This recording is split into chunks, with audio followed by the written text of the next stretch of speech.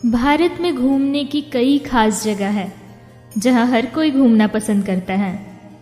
इन्हीं में से एक है दक्षिण भारत।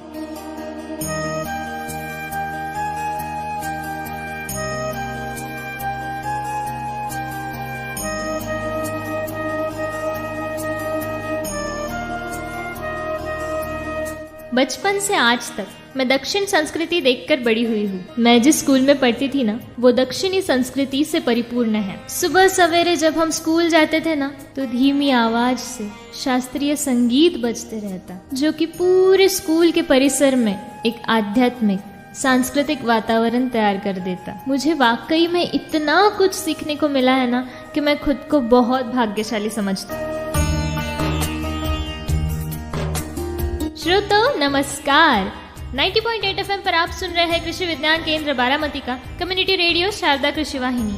मैं आरजे केशवी आप सभी का स्वागत करती हूँ अपने इस कार्यक्रम में, जिसका नाम है इको चर्चा विद केशवी। श्रोतो, हमारा देश भारत पूरी दुनिया में पर्यटन स्थलों के लिए प्रसिद्ध है। इन पर्यटन स्थलों में भारत के कई मंदिर शामिल हैं। भारत के मंदिर आस्था का केंद्र तो है, साथ ही साथ ये भारत की सांस्कृतिक विरासत और इतिहास को दर्शाते हैं।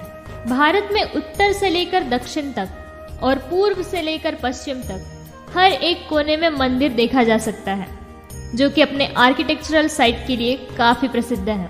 वैसे तो पूरे भारत भर की आर्किटेक्चरल स्टाइल एक से बढ़कर एक है, लेकिन अगर दक्षिण भारत की बात करें तो इनकी भव्यता, सुंदरता काफी अनोखी है। तो यहाँ का तापमान और सतह ज्यादातर एक समान है। बारिश भी ठीक ठाक होती है। यहाँ के पहाड़ भी हरे भरे पेड़ों से ढके रहते हैं। इन्हीं वजह से दक्षिण भारत में मंदिरों की संख्या ज्यादा है।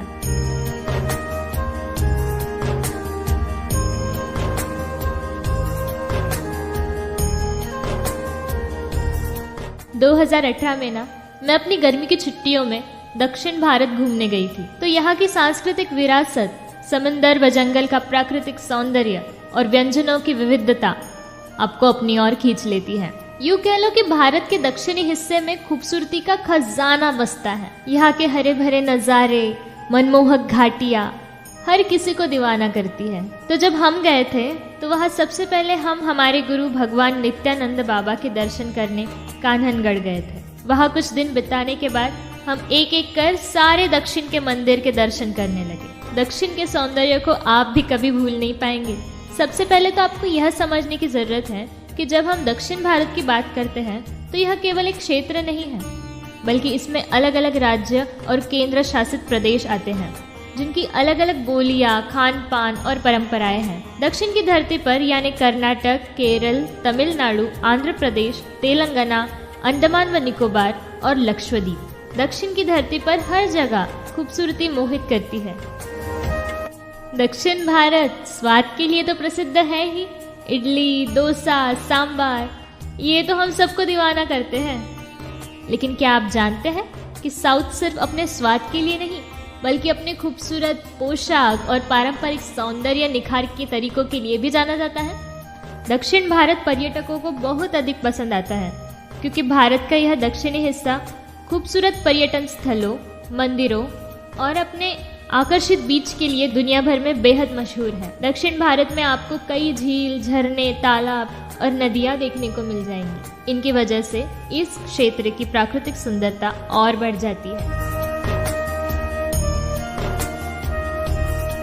इसी के साथ नाटकीय नृत्य, रंगीन और मनोरंजक मेले और त्योहार, स्थापत्य विरासत, अद्भुत हस्तशिल्प और आयुर्वेद, ये सभी दक्षिण भारतीय संस्कृति की समृद्धि के प्रमाण हैं। यहाँ के लोग सरल हैं और अपने धर्म और परंपरा में दृढ़ विश्वास रखते हैं। दक्षिण भारत एक ऐसी भूमि है जहाँ लोग हिंदू, बौद्ध, जैन, ईसाई और इस्लाम जैसे विभिन्न धर्मों का पालन करते हैं और अभी भी सौहार्दपूर्ण ढंग से रहते हैं। इस भूमि के शिल्पकारों की सरासर रचनात्मकता इसके वास्तुशिल्प चमत्कारों, मंदिरों में सूक्ष्मता से झलकती है। अपनी वास्तुकला के लिए दुनिया भर में प्रसिद्ध है यहाँ के कुछ सबसे प्रसिद्ध मंदिर, जैसे मीनाक्षी मंदिर, नवग्रह मंदिर, बृहदेश्वर मंदिर, पद्मनाभ स्वामी मंदिर, रामेश्वरम मंदिर, वेंकटेश्वर मंदिर, धर्मस्थल, और भी बहुत सारे। दक्षिण भारतीय ने भारत के शास्त्रीय नृत्य रूपों में बहुत योगदान दिया है। कथकली, भरतनाट्यम, मोहिनीअट्टम, कुचिपुड़ी, थेय्यम, कुडियाट्टम